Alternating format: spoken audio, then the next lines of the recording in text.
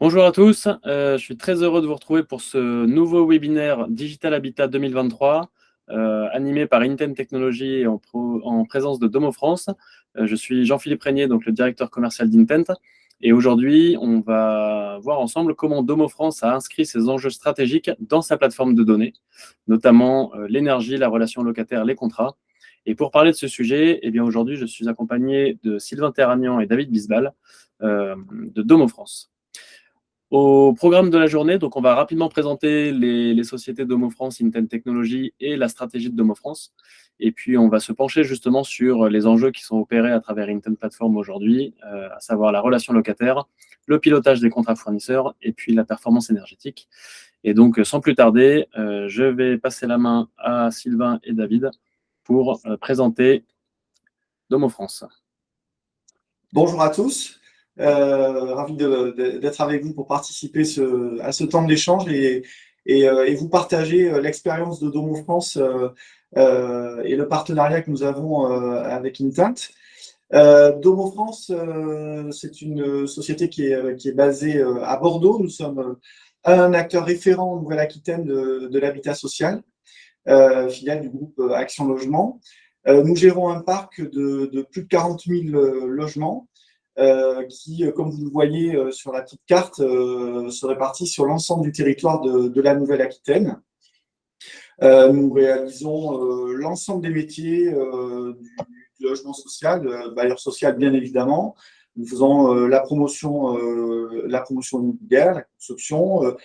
Nous gérons de l'accession à la propriété, nous sommes aménageurs urbains également, et enfin, nous sommes aussi syndic de copropriété. Voilà, nos équipes représentent un peu plus de 700 collaborateurs sur la Nouvelle-Aquitaine. Alors, si on rentre un peu plus dans le détail de ce que l'on fait, les plus de 40 000 logements, ils sont gérés autour de 4 marques au sein de Domo France. Nous avons 72 000 personnes logées dans notre parc. Je le disais, un public également sur les jeunes et les étudiants, puisque nous avons un peu plus de 1500 unités dédiées au logement jeunes et étudiants. Et nous gérons un peu plus de 6 000 lots en syndic chez Domo France. Voilà pour l'essentiel de nos activités. Ces activités, on les porte également sur un certain nombre d'engagements. Alors, je vais choisir dans l'ordre, je vais parler du premier qui est notre label Bicorp. Nous sommes labellisés Bicorp depuis 2020 et ce label marque l'importance de notre politique RSE, puisque la RSE, je pense qu'on peut le dire, est dans l'ADN de Domo France et dans tous ses métiers et dans son quotidien. Et nous sommes donc fiers de ce label Bicorp.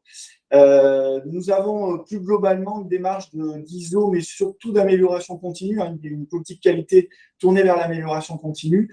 Et je vais parler également d'une de nos certifications, qui est l'ISO 50001, qui vient marquer la qualité de management de l'énergie. Mais je pense que David en parlera un peu plus tard dans la présentation des éléments. L'ISO 9001 également en termes de management de la qualité. Voilà, pour l'essentiel de ces éléments et de nos engagements. On pourrait également parler de notre charte qualité de service via Domo, également de la qualité de NF Habitat qui vient certifier la qualité de l'habitat. Voilà. Merci beaucoup pour cette présentation. Alors, le partenariat avec Intent, il est déployé depuis près de 4 ans maintenant. Pour les personnes qui nous découvrent aujourd'hui, donc Intent, nous, on est une société qui existe depuis 2011, qui compte aujourd'hui en réalité près de 30 collaborateurs, puisque le début de l'année 2023 a vu des nouvelles personnes intégrer les équipes. Nous, on exploite une plateforme SaaS qui est connectée en temps réel à tous les intervenants qui travaillent sur un patrimoine immobilier.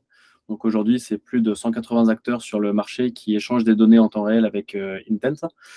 Et cette plateforme, elle est déployée sur à peu près 30 000 bâtiments qui représentent 1,5 million de logements dans le résidentiel, à peu près 10 millions de mètres carrés dans le tertiaire et l'industrie, et puis des collectivités, des communes, des métropoles sur lesquels on va retrouver à la fois des bâtiments scolaires, des piscines, des bâtiments administratifs, des musées, mais aussi des infrastructures de production d'eau ou d'énergie. Et tout ça, on l'opère donc à travers une offre SaaS qui s'appuie à la fois sur une plateforme de données qui est utilisée justement par tous les effectifs d'un organisme de logement social, par exemple, en relation client, en relation fournisseur, en pilotage de la performance énergétique, des achats, etc. Plateforme sur laquelle ils vont retrouver toutes les données du patrimoine et les données des contrats consolidées, centralisées en temps réel, analysées à travers des alertes et des rapports et à travers lesquels ils vont pouvoir justement interagir avec les fournisseurs. Et puis justement, à travers cet écosystème Intent Ready, qui compte aujourd'hui plus de 180 acteurs connectés à la plateforme et prêts à être déployés sur un patrimoine.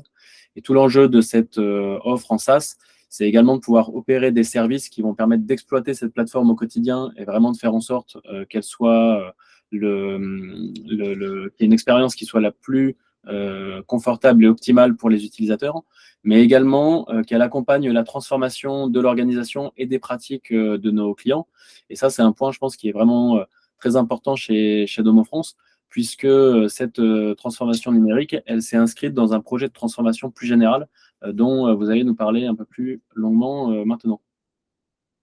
Effectivement, je pense que c'est intéressant à ce stade-là de resituer dans quel contexte notre mutation digitale chez Domo France s'inscrit. Depuis 2019, nous déroulons notre projet stratégique d'entreprise que nous avons nommé PEPS. Ce projet d'entreprise, comme vous le voyez, il est appuyé sur 3 piliers. Le renforcement de notre ancrage territorial, la RSE, j'en ai déjà parlé tout à l'heure, et la mutation digitale. Donc, depuis 2019, il n'y a pas de doute que la mutation digitale fait partie des 3 piliers de notre projet stratégique d'entreprise.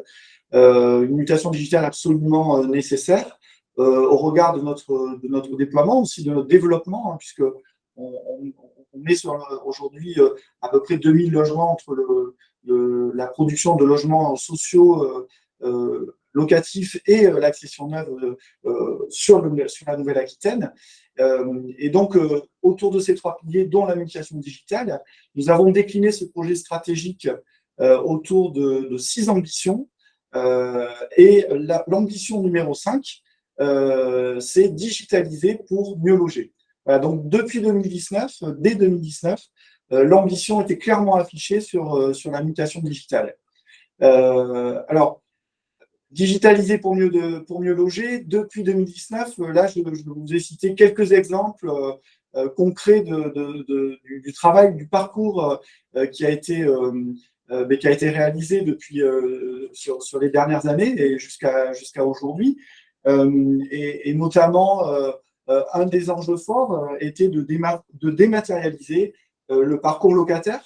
Pour faire le lien avec ce qu'on disait jusqu'à maintenant, il est sûr qu'il y a 2 choses importantes qui seront dans ce PEPS 2, sans dévoiler l'intégralité. C'est évidemment la poursuite de la digitalisation et la stratégie de la data qui resteront 2 piliers importants de notre prochain projet d'entreprise. Très bien, merci beaucoup pour cette introduction justement sur la deuxième partie de cette présentation. Je pense qu'on va se pencher de manière un petit peu plus concrète sur les cas d'usage justement qui sont opérés à travers la plateforme Intent et comment est-ce qu'ils s'inscrivent justement dans ce projet stratégique d'entreprise et comment est-ce que la donnée a pris une place prépondérante dans les différents enjeux stratégiques de Domo France, qu'on soit en interface avec le locataire, dans le pilotage des contrats et la relation fournisseur, mais également dans la performance énergétique. Et là, je vais passer la main à David justement pour rentrer un petit peu plus dans le détail de ces usages au quotidien. Oui, la relation locataire pour nous est d'abord structurée par notre centre de relations clients qui reçoit les flux mail et les flux d'appels journaliers. Donc, on est sur à peu près un flux de 1200 demandes clients par jour. Et par rapport à ça, 1 sur 2 nécessite l'apport d'Intent, car 1 sur 2 relève du domaine technique de réclamation. de demandes d'intervention. Et par rapport à ça, eh bien, nous, on est un prestataire de service par rapport à nos locataires, mais on a la particularité de ne pas faire nous-mêmes les services, mais de nous appuyer sur des fournisseurs.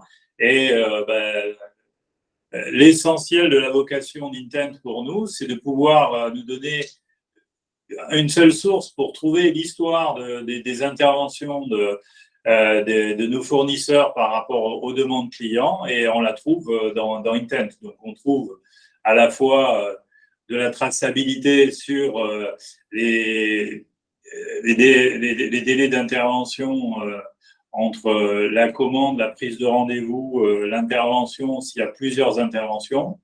Et puis après, on trouve aussi la trace, le rapport d'intervention que l'on a suite au passage des entreprises. Et tout ça est précieux et concentré en un seul point, c'est l'esprit de cette plateforme fournisseur. C'est vrai que ça, c'est le premier cas d'usage qui avait été déployé chez Domo France, cette capacité à répondre de manière beaucoup plus temps réel et interactive aux sollicitations des locataires. Agréger les données des fournisseurs en temps réel, forcément, ça amène également des nouveaux usages sur le pilotage des contrats des fournisseurs. Oui, alors il y a à peu près par an 300 000 demandes clients. Je disais que la moitié était relevée du technique, et pourtant on fait beaucoup plus que ça comme intervention sur notre patrimoine en pilotage de fournisseurs. Donc vous avez les chiffres, on est plutôt sur de 250 000 interventions, parce qu'il y a des interventions de maintenance préventive que ne demandent pas nos clients, et puis effectivement il y a aussi des dépannages qui ne génèrent pas de réclamation, mais pour autant qu'il faut suivre. Des dépannages où, par exemple, le client appelle directement le fournisseur sans passer par nous. Il y a une partie des prestations qui se font de cette façon-là. Et on a pour autant, on ne court pas après le fournisseur pour savoir ce qui s'est passé. Et on a dans Intent la possibilité de savoir eh bien, quel est le taux de panne de tel équipement sur telle résidence, combien de fois il y a aussi le taux de pénétration dans dans la maintenance préventive quand il s'agit de rentrer chez les locataires. Donc des éléments qui nous permettent finalement de faire un point contractuel avec les fournisseurs, les entreprises sous contrat, très rapide. Et aussi, quand on est dans une situation de crise, une panne de chauffage ou une panne d'ascenseur, aussi l'avantage d'avoir un seul fil de l'histoire et à travers cet outil qui est une source de données de référence à la fois pour nos équipes techniques, pour les équipes de gestion locative qui répondent aux clients, et aussi pour les entreprises, on a la même référence, elle est dans cet outil. Oui, en effet, il y a une notion de transparence et de réactivité qui est très, très importante et qui est apportée par la mise en place de la plateforme. Les fournisseurs de services eux-mêmes nous partageaient le fait que finalement, utiliser une plateforme partagée avec des reportings qui sont partagés, forcément, ça amène beaucoup moins de discussions sur la véracité des données, et que donc eux-mêmes, ça amène des nouvelles manières de travailler avec les clients. Et puis, je crois que justement, on en parlait en introduction, Domo France a une certification ISO 50001, et donc il y a un nouveau sujet que vous connectez à la plateforme en 2023. Oui, donc dans le cadre de cette certification ISO 50001 qui consiste à chercher en permanence à générer des économies d'énergie sur notre patrimoine, pas simplement juste en faisant des travaux d'isolation des immeubles, mais aussi en améliorant la performance des conduites d'installation de chauffage. Donc, on s'est mis à barder nos bâtiments d'objets connectés, d'IoT, de capteurs. On a à la fois des capteurs sur les points clés des installations de chauffage et aussi des capteurs permanents qui nous permettent de savoir précisément sur un échantillon de logement quelle est la température dans les logements. Et donc, par rapport à ça, bien remonte des flux continus de données qui viennent de ces capteurs. Donc, pour un grand nombre, ce sont des relevés de température en continu. Et ces données-là, qui sont aussi à disposition pour nos prestataires, permettent un dialogue plus pertinent entre nos techniciens qui les suivent et ces prestataires sur comment ils conduisent l'installation, pourquoi là les températures sont trop hautes. Exemple de réactivité intéressante, c'est eh bien une panne de chauffage. Aujourd'hui, on va être capable de la détecter puisqu'il y a une inertie dans les bâtiments, une inertie thermique, avant que les clients s'en aperçoivent, de leur envoyer un SMS à partir de la plateforme Intent pour les avertir que la panne de chauffage est détectée et qu'on a déjà dépêché un technicien pour la réparer et de les informer ensuite du traitement final de la panne. Donc ça nous fait gagner en qualité de service, en réactivité, de façon certaine. Je pense que là, on est dans une spirale très positive dans le service aux locataires. Oui, très bien. Et on voit bien comment les trois composantes de la relation locataire, de la relation fournisseur et de la performance énergétique sont en réalité interconnectées. Et tout l'intérêt de ce fait de les raccorder sur une plateforme unique comme Intent. Merci beaucoup. C'est fini pour aujourd'hui. Il va vous rester quelques minutes pour poser vos questions. Si vous voulez échanger à nouveau sur ces enjeux, eh bien, n'hésitez pas à nous contacter et à organiser un rendez-vous avec nos équipes. Merci beaucoup et à très bientôt. Merci Sylvain, merci David. Merci. Merci.